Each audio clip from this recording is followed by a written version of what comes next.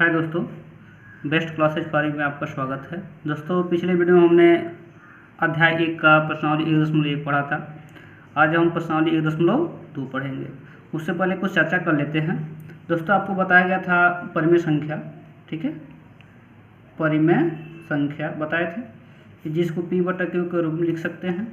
P और, ठीक है, P एंड Q। P और Q क्या है? आपका पूर्णांक है, बताए थे। और Q का मान 0 नहीं होना चाहिए। अपरिमेय भी बताए थे, अपरिमेय संख्या ये भी बताए थे। क्या? वह संख्या जिसको P/Q के रूप में न लिखा जा सके, जहाँ P और Q पूर्णांक है और Q का मान 0 न हो, ठीक। ऐसे बताए थे। कणिम में जो कणिम वह संख्या जो पूर्ण वर्ग न हो, कणिम 5, कणिम 2, कणिम 3, कणिम 7, यानी कि कणिम में 6, पाई, क्या होता है। एक और इसका रूप होता है 1, 0, यानी कि एक अंक के बाद किसी संख्या का लगातार वृद्धि हो, ऐसे 4 टाइम 0 ऐसे बढ़ता जाएगा। ये भी आप क्या है? आपका अपरिमेय संख्या है, ठीक है। इसी अपरिमेय संख्या के बारे में कुछ आपको डिस्कस करना है। आइए देखते हैं। तो प्रश्न संख्या 1 है। प्रश्न संख्या 1 कि नीचे दिए गए कथन सत्य हैं या असत्य, कारण के साथ अपने उत्तर दीजिए, ठीक है। तो पहला प्रश्न है कि प्रत्येक अपरिमेय संख्या एक वास्तविक संख्या होती है। तो दोस्तों, याद होगा, आपको बताए थे कि जो वास्तविक संख्या होती है परिमेय तथा अपरिमेय के, है ना, संख्याओं के समूह से बनता है, ठीक है। यानी कि वास्तविक संख्या में परिमेय और अपरिमेय क्या होता है? दोनों होता है, ठीक है। तो हाँ, इसका उत्तर हो जाएगा दोस्तों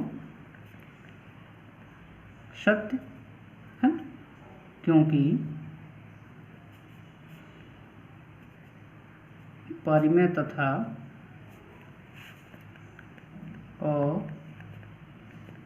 अपरिमेय, परिमेय तथा अपरिमेय, है ना, संख्याओं के समूह से वास्तविक संख्या बनता है। वास्तविक संख्या बनता है। अतः प्रत्येक अपरिमेय संख्या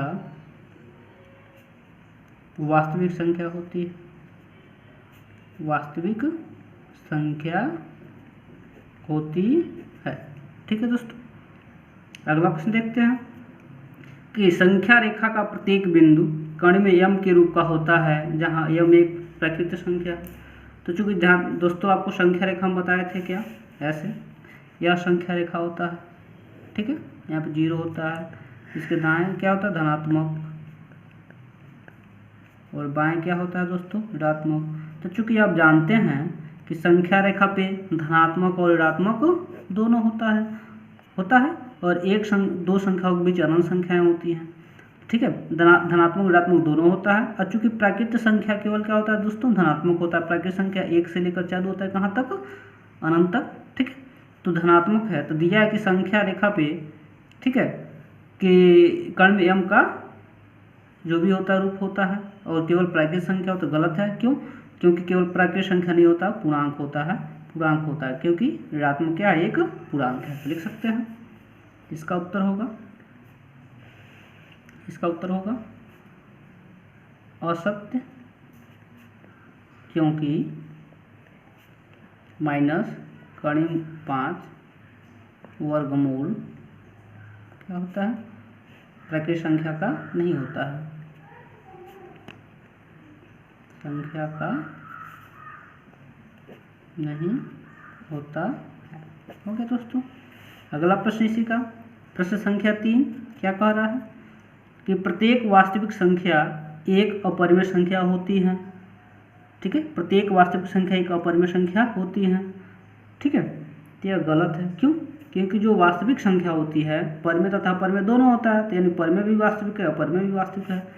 उत्तर होगा दोस्तों असत्य, क्योंकि 1/2, ठीक है, परिमेय संख्या वास्तविक संख्या है लेकिन अपरिमेय संख्या नहीं है, अपरिमेय संख्या नहीं है। ठीक है दोस्तों, आइए प्रश्न संख्या 2 पे चलते हैं, देखते हैं प्रश्न संख्या 2। ठीक है, प्रश्न संख्या 2 क्या है, देखिए ध्यान दीजिए कि क्या सभी धनात्मक पूर्णांकों के वर्गमूल अपरिमेय होते हैं, यदि नहीं तो एक ऐसी संख्या के वर्गमूल का उदाहरण दीजिए जो एक परिमेय संख्या है। क्या कभी सभी धनात्मक पूर्णांकों के वर्गमूल अपरिमेय होता है? नहीं, उत्तर होगा नहीं, क्योंकि धनात्मक पूर्णांक कितना हो जाएगा 4, ठीक है, 9, 16 के वर्गमूल कितना होगा 2, 3, 4 क्या है परिमेय संख्या। इस उदाहरण में अभी दोस्तों वही है, उदाहरण ले लेते हैं। क्या है देखिए, कड़ी में 4 का वर्गमूल क्या होता है 2, 2/1 लिख सकते हैं, क्या है परिमेय संख्या है। कड़ी में 9 यानी 9 का वर्गमूल कितना है आपका 3, 3/1 लिख सकते हैं, ये भी क्या है परिमेय संख्या है। ठीक है दोस्तों, कड़ी में 16 लेते हैं 4, 4/1 लिख सकते हैं, ये भी क्या है आपका परिमेय संख्या है। ये रहा क्वेश्चन नंबर 2। आइए दोस्तों क्वेश्चन नंबर 3 पढ़ते हैं। क्वेश्चन नंबर 3 क्या है देखेंगे, दिखाइए कि संख्या रेखा पर कड़ी 5 को किस प्रकार निरूपित किया जा सकता है। आइए दोस्तों इसको सॉल्व करते हैं, इसका हल होगा देखेंगे। सबसे पहले अब 5 को क्या लिख सकते हैं 2 का स्क्वायर प्लस 1, क्योंकि 2 का स्क्वायर 2 दूना 4 प्लस क्या होता है 1 होता है। ठीक है, सबसे पहले हम क्या करेंगे एक संख्या खींचेंगे, एक रेखा खींचेंगे, सॉरी सबसे पहले क्या करेंगे एक रेखा खींचेंगे। सबसे पहले हम यहाँ पर क्या करेंगे एक रेखा खींचेंगे। ठीक है, एक पॉइंट वो मानेंगे, यहाँ पे ले लेंगे धनात्मक होता है 1, 2, 3, 4 और 5। इधर क्या होता है दोस्तों ऋणात्मक होता है। ठीक है, ऋणात्मक मतलब नहीं है, खींच दिए। अब चूंकि ध्यान दीजिए आपने 5 को लिखा है 2 का स्क्वायर प्लस 1, यानी कि पहले आप 2 लेंगे, यानी कि O से एक बिंदु O से, ठीक है 0 बिंदु O से 2 पर एक बिंदु क्या लेंगे आप A लेंगे। ठीक है, यहाँ पे आप समकोण पर, समकोण मतलब 90 अंश पे 1 सेमी का एक रेखा खींचेंगे। कितने सेमी का खींचेंगे दोस्तों 1 सेमी का, एकदम सीधा लंबवत 90 अंश का। यहाँ पे एक कोई बिंदु क्या मान लीजिए B। ठीक है, O से B को मिला दीजिए, या कितने का है 2, या कितना है 1। ठीक है, तो क्या बना है दोस्तों समकोण त्रिभुज बना। तो लिख सकते हैं समकोण त्रिभुज OAB में, ठीक है पाइथागोरस प्रमेय से, पाइथागोरस प्रमेय क्या होता है कर्ण का स्क्वायर और लंब का स्क्वायर प्लस आधार का स्क्वायर। ठीक है, यानी कि आपका OB का जो वर्ग होगा OA का वर्ग प्लस क्या हो जाएगा AB का वर्ग। तो OA कितना है आपके पास 2 का स्क्वायर प्लस AB कितना है 1 का स्क्वायर।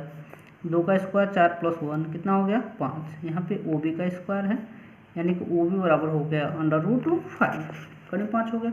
उसके बाद आप क्या करेंगे दोस्तों, यहाँ पे प्रकार रखेंगे, प्रकार का नुक, यहाँ पेंसिल का नुक, ऐसे आप इसको ऐसे डॉट लाएंगे। यहाँ मान लीजिए बिंदु P पे काट रहा है, क्या कर बिंदु P यही क्या कर रहा है कड़ी 5 को निरूपित कर रहा है, बिंदु P ही कड़ी 5 को क्या कर रहा है निरूपित कर रहा है। ठीक है दोस्तों, तो आप क्या लिख सकते हैं यहाँ पर लिख सकते हैं इसको ऐसे यहाँ पे।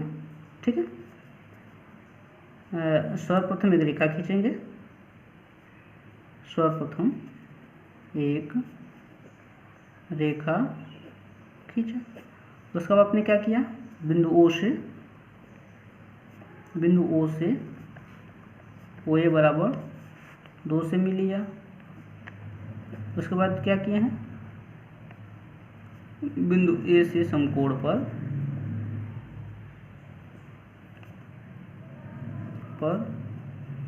AB बराबर 1 से मिल लिया। 2 इकाई ले सकते हैं, कुछ 2 इकाई ले सकते हैं। चलिए इकाई मान लीजिए, सेमी मत मानिए, कुछ भी ले सकते हैं वहाँ, इकाई लिया। उसके बाद आपने क्या किया है, वो भी बराबर कितना हो गया, करीब 5 पाइथागोरस प्रमेय से प्राप्त किया।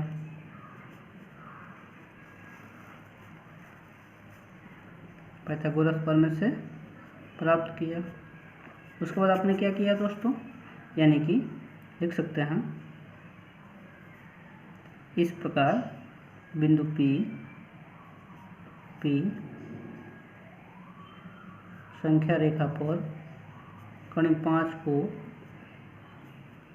निरूपित कर रहा है। दोस्तों अगला प्रश्न है आपका, ठीक है, क्रियाकलाप है, आप करेंगे उसको। धन्यवाद। अगले वीडियो में एक्सरसाइज 1.3 पढ़ेंगे दोस्तों।